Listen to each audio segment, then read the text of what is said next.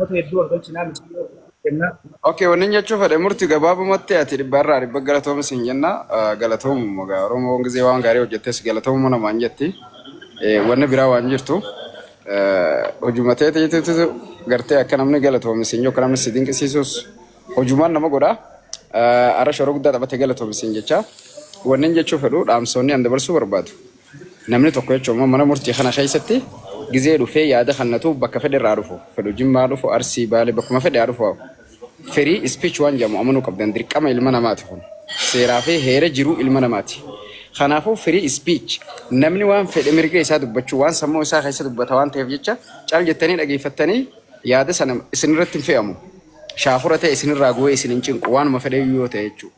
Saniifuu nama free godhaa namni haa dubbatu dirqama namni isin faarsuu hin qabu waan isin jettan waan isin jaalattan qofa dubbachuu hin qabu namni akkatti amanuu qabdan malee nama ol seene yoonee fi yaada isaa afaan qaqqabdanii maal yoo jettan hedduu gaarii miti ilaalcha bareedaa miti kun jechuudha. Addunyaa ammaan tana waan akkasii wajjin deemaan jirtu waan jaarraa 18ffaa faa keessa hafee ta'e. Kanaafuu dubbii wal afaan qabu gartee ati alla waan bareedduun dubbannettanii nama gartee nama cufuu kana haa dhaabnuun isiniin jaba akkuma feetan jiraadha. Wanna kun social media dha. Social media nama yuudhuun faa mataa isa qaba. Asitti guramus namni fakkaatee dubbachuu qaba. Yaaduma fi garaa fi qabu ibsachuu qaba sun bilisummaa mirga yaada ofii bilisaan ibsatuuti. Yaa malee waan dirqama namni ol tumuu qabu miti. Yoo namni tokko gaarii ta'e namni tokko jallataa ta'e namni tokko nama rabsu ta'e namni tokko nama faarsu ta'e addunyaa wal keessa. Amza galatoomi yaadni kan kee qaama dhimmi isa laallatu qabaachuu baatullee yaada keeti waan ta'eef sirba qabu. Ana ne beeyta. Yaa qaamni dhimmi inni laallatu hin jiru garuu nu keessa ati yaada kee kana jira. Namaati ni jira lakkee amma caaltu amma afaan qaqqabdan. Caaltu maa dubbachuu dhorkitan bar. Okay. Maal beektaa gabbal maal jettee amma caaltu reefuun tana ifi qaanfattee if keessa deebiin. Dhageeffadhu Hamzaa keenya wanti nuti jenne amma dura waan jettan hin gootan illee jennee bare illee sammaa dubara fiddaanne malee ajandaa biraa isa amma bira utaa. Laal wanni isin fakkeenya godhachuu qabdan zakii dalas fakkeenya godhadha. Dhagee zakii dalas fakkeenya godhadha.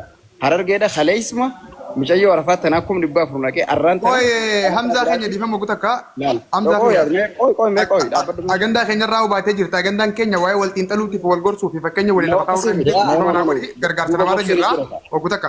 Futbaalleen barbaannu gorsalleen barbaannu. Dirqama boksiin hin jiru re. Okay akkas taanaan yeroo biraan nu gorsita amma gorsaaf as hin jiru dhiifama nu godhi gargaarsa. Boksiidhaaf dhuftanii okay nama wal seenuuf dhuftanii. Lakki nuti sudura nama wal seennee illee beeynu agandaa keenya irraa Gaaltu maaliif haasa'uu dhorkitan ayyee? Suuta walii galaa. Gaaltuun haasawattee geeffattee dhiifte kunis gaaltu bakka buutaati. No. Yaadurraa mormuu barbaadde Hamzaati. Mormuu miti yaada nama dhageeffattee nama sayyoo sin taane gabbuusu bakka dhufu. Hamza obboleessoo. Jira jirti yaada sirreessineefi. Hamza dhiifama nu godhe dalagaa argirra. Yaada naan sirreessine sabboon. Qoy. Namarra beeytanii abbarra beeytanii abbaa sammuu keessa. Gaaltuu sababan godhiniiti ati waan biraa yoo haasa'uu barbaadde haasa'e Hamza. Dabbal please dara. Haasa'e bara already afitadhe bara waan haasa'uu barbaadu. Okay galatu yaada kati fayyee. Ayyee. Booma isaa bira jirti. Yaadni kan kee garuu qaama dhimma laaltuu keessaa kan qabne wanta. Dhageeffachuu keessaniif galatooma baradhe. Shaashaan godha akkana shaashaan godha shaashaan. Okay fali jira dhiisa shaashaan kongo godha. Okay. Ayyee. Nu galee jira amma. Akka fedhas yaa galu. Galee jira. Caaltuun keenya yaada fannu. Ani yaada fannu. Caaltuu yaadni kee karas yaafee. Caaltuu keenya naa tola harkisee obboleettii keenya kabaja jaaladhaa. Endan naa tola harkiseeni yaada isir. Dhageelaan Hamzaanis hamaan jenne isinilleeni tarii akkaataa birarraa yookaan tiktaakiin kun beektaa akka hafuurati wanni gariin cinaan nama dura kutteeti cinaan nama hangumaatti jirturraa dhageessa. So ajandaa keessanirraa kara biras yoon jiraadde irra deebisuun akkuma jirutti osoo namoonni. Hin jirtu lubbuu caaltuu ta'e hin jirtu agandaa raambaan maa'u. Yaps kana caalan waan akkanaa sammaalee godhii jee. Seera namummaa baradhaa kabajaa baradhaa boksiinis meedaan caaltuu wanti isin jedhe waan ati dhumarratti waan jettan duraan illee hin gootan illee bakka jette sani maaliif duraan hin gootan illee sammaa fayyadamtaa isin jedhe malee mirgasiiti caalaa yoo jette maali mirgasiiti haa jettu sanuma jala laaluu hin qabu. Hamza ati yoos ta'oo ati maal kun farsoo ati yoos ta'oo mirgeen qabdu bakka kanas mut godhure Busaa wanta maal namni maraatee hojii maa tuni. Dhaggeeffadha. Hamzaan hammeenya dubbatutu hin jiru. Isinillee ajandarra na deebisuuf badii dalagaa wanti godhaa miti. Yaaduma keenya wal faallesse malee. Wanti inni jechuu barbaade namni firiidamaan haa dubbatu dhiisadhaa waan jiru. Isin galee. Soo isin firiidaman dhoowwine garuummoo akkaataa inni gise duraan dubbachuu osoo nan hin eegalin bakka san maa jetteetuma muutirra deebite si galee bakkuma san sirreessuuf gadheetii hamtu waliin fudhatina waan gaarii jirtan galatoomaa iddoo galatoomaa. Caalaa kiyya kutaa kanaa sirraa fuudha. Amma obboleessa keenya kan gabbuu bayaan argee eeguu jirra. Galatooma caaltuunis Hamzaanis. Uffata waan gaarii jirtan galatooma murtii nagalchuu feete. Akkas.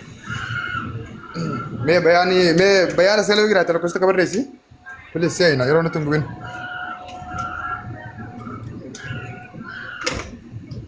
Moodiitarri nama gadi hin buusina obsaa qabaadha. Assalamu alaikum warahmatullahi wabarakatuh. Kom jirtan nagaa? Assalamu warahmatullahi wabarakatuh. Galatooma ulfaadhaa wallahi murtii dabbaal ibsaa hundi keessanuu obboleeyyi teenya Arafaatillee baga gammaddee baga rabbiin gartee sii dirmatee rakkoo hunda keessa baasee ganaallee hamtuu sirraa qabu.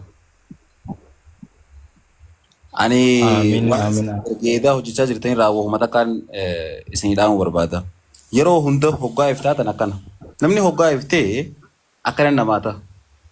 Ifii ta'uu bira kuttanii namaa ta'uu jirtan. Taateen gartee isin edee eegaltan isiniif taatee darge isinii taate booda dabartee nama biraatiif illee taate. Akkasuma akkasii miti murtii. Yes, akkas. Akkasi wantummaan jaamaa ture kana yeroo takka takka gartee ilaalcha namaatiitu akka isa keessa jiru sanitti gartee hojii teessan fudhata malee isin akkasii miti. Akka namni yaadu sanii miti. Osoo akkas taate wanti isin hojjettan tun isin bira dabartee nama biraatiif illee hin oolu.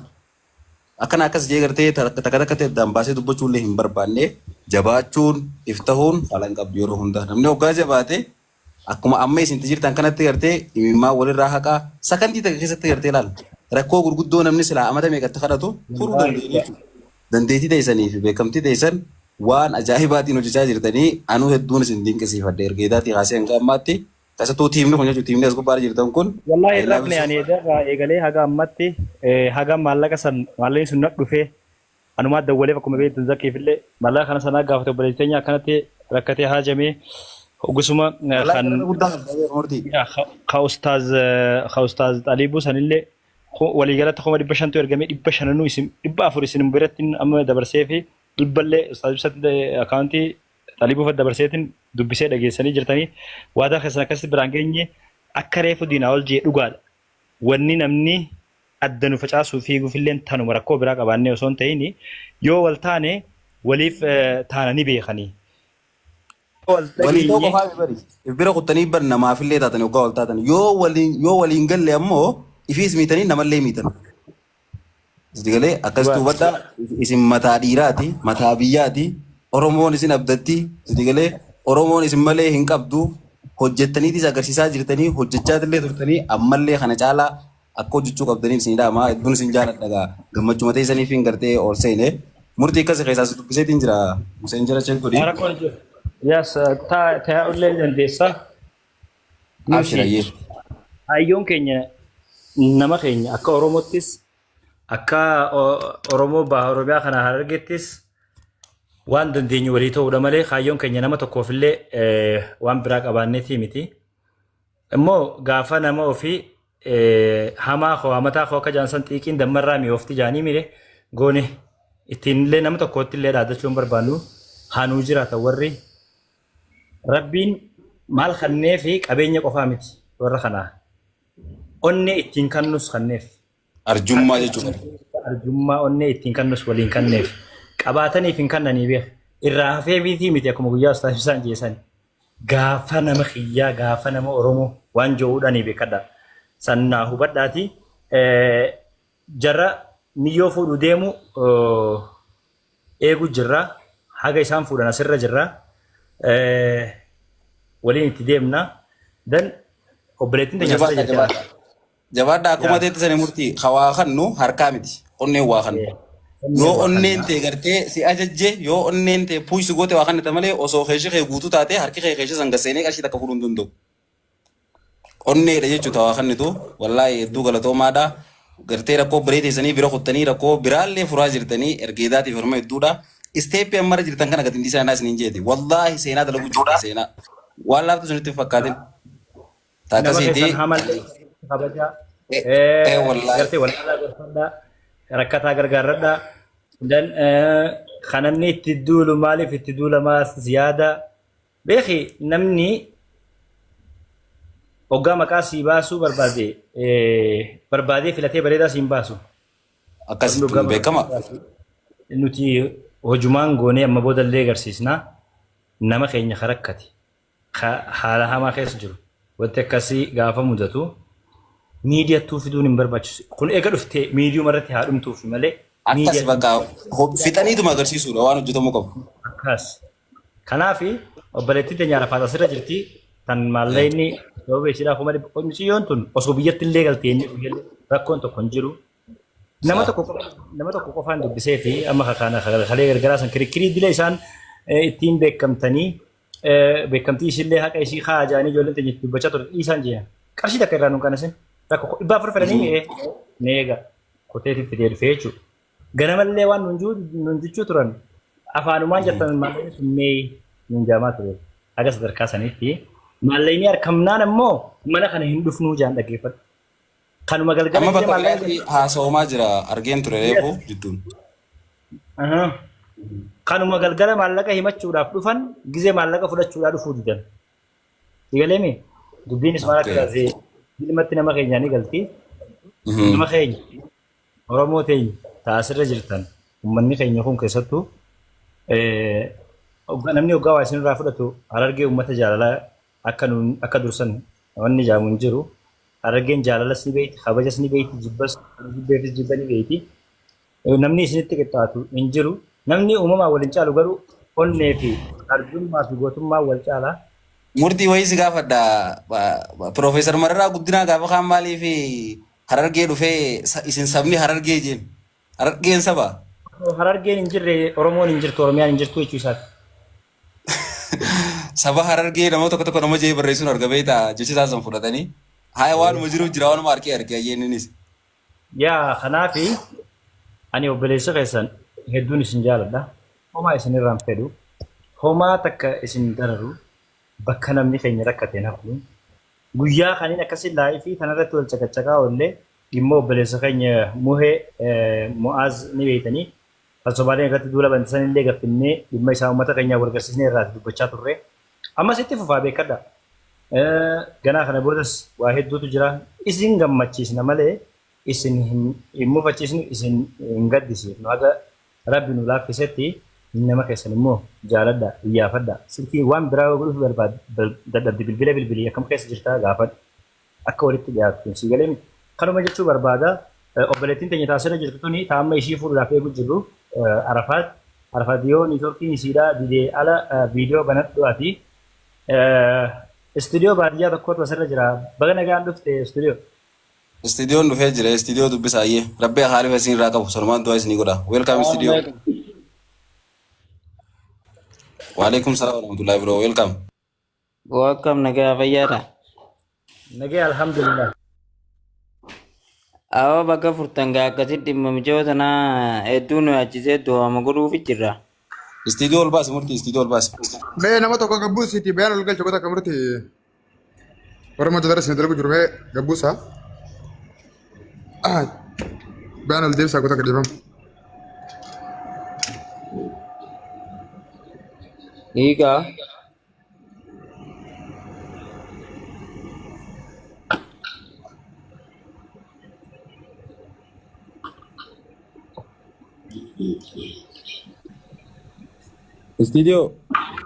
Istuudiyoo viidiyoo beekaa murtii miuturra jirta adeeroo miutu kana ofirraa kaase. Guyyaa guutuuttuma ol ta'e. Akka isin jee istuudiyoo dubbadhu. Olaa bakka akkasitti rabbi isin gargaaree furmaata itti ilaaltan gaa gurbaanii isaa galatu mootuu nu yaachifte. Beeyta murtii kiyya gaa akka irraan himaan isa hojii ta'e. Beeytan jiru. Dhugaa.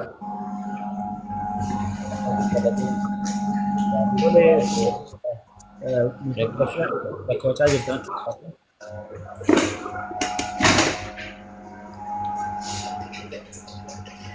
bayaan hojjetanii Ayyee murtii guutuu oo deebi'ee jira jaa.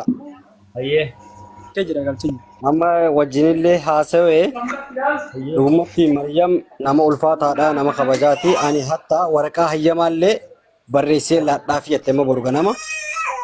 Kana jechuun lamaanee ajattee jirti waraqaa hayyamaa bakka feete deemtee ka dalagattu jechuudha. Isii hayyama kanneef jechuudha. Sanillee ni laadhaaf jettee haa galatoomtu baay'ee nama yaadaati nama guddaadha. Dhugaa dubbachuu nama guddaadha dhugumatti. Kanaaf amma liifira jira amma gabbu'ee sii dawwalaa. Naan jettee isin duraan ganamuma bakka namni duraa harkutti yoo naalaatti yoo jennaan ani ammuma barbaadaa jedhee masulmaaf raabusuudhaaf. Kanaaf bakka laayifii amma gabbu'ee sii dawwalaa jette. Fageenya illee iddaan qabnu amma isin karaamaa jiraannaan daqiiquma lama akkasa wal bira jirra. Miilaanuu tureeqeetuma irraa fuudhuu danda'a jechuudha. yaada bareeda. Akkasii. Achi jallee itti dhaggeeffataa turtellee dhageenii jiranii. Ayyee. Bakka akkaawwantumaan haalaattu mata barsuudhaaf. Namarra walii galtan moo amma walii galtan bayaan dhiifama goota.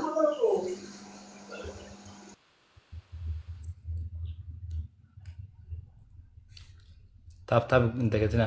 Taap manni qaqqabaa jira. Taap hin dagatina.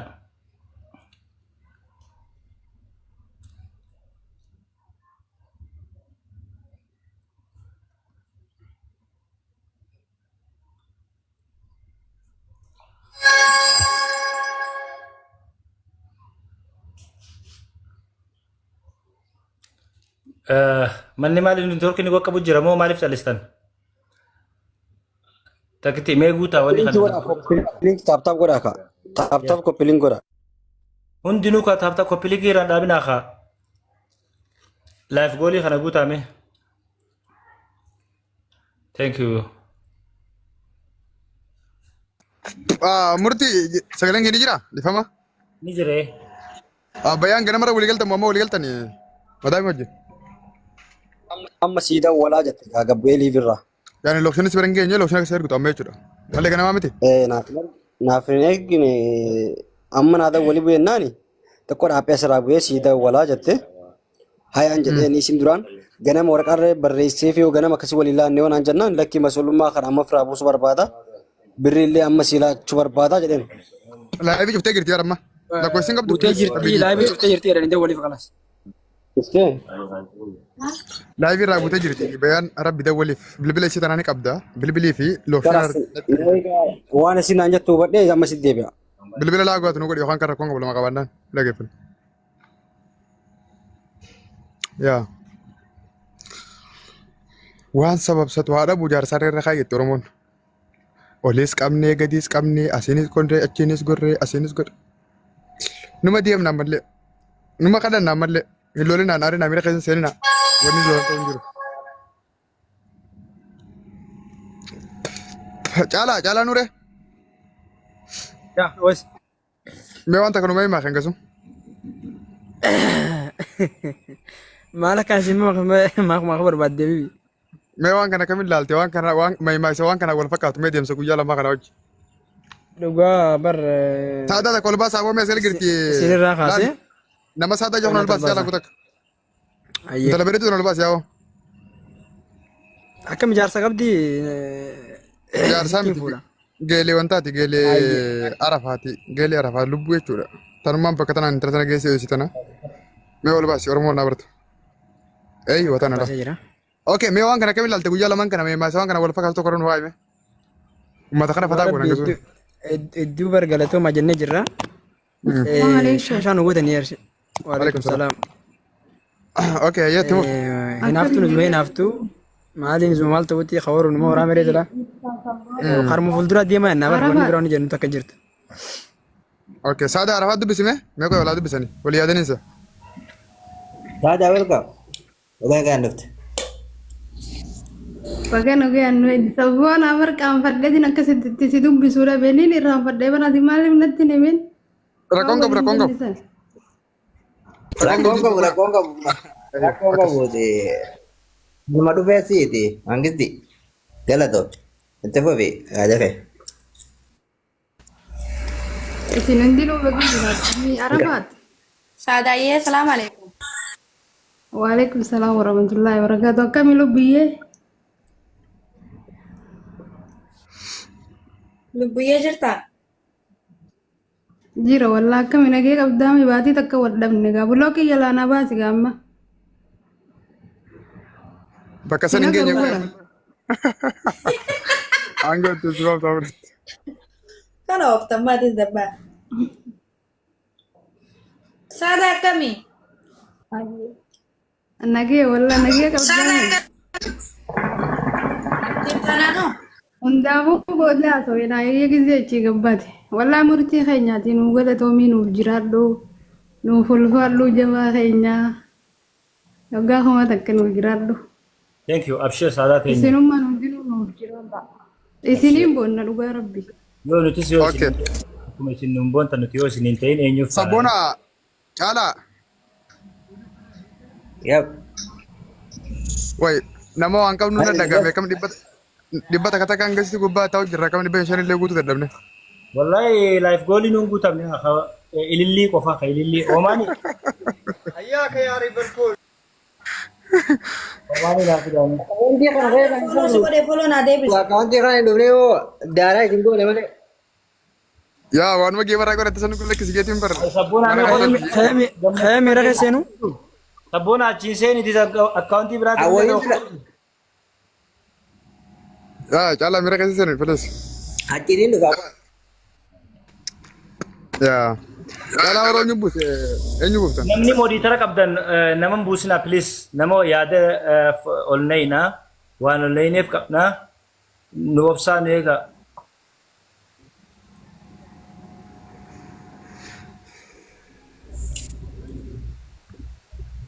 Amma waa loraame giftaroonni as jala jirtan hojii gaggaarii hojjechaa jirti ijoolleeniiti. Waa olaraa. Irra darba yaa kee. Angalchi Wali qabde. murtii. Oye, Murtiyyee. Siiftaan Wadaan angalchi. hin jirtu wada galtadhaaf. dabaree dhala Kabajaati jaafatee jiru lubbuyyee bilisummaa gabrummaa arsii jalaa baase. Qabsoo hin eebar dhugaa. No saada akkana hin jiniiti waggaa asuutu fuuta iyyaase. Okay? yaa naman tokko. Yaa muti Siiftaan qabadhu. angalchi. Hin jirjirin. Namni moodiitara qabdu. Ijoollee miira keessa.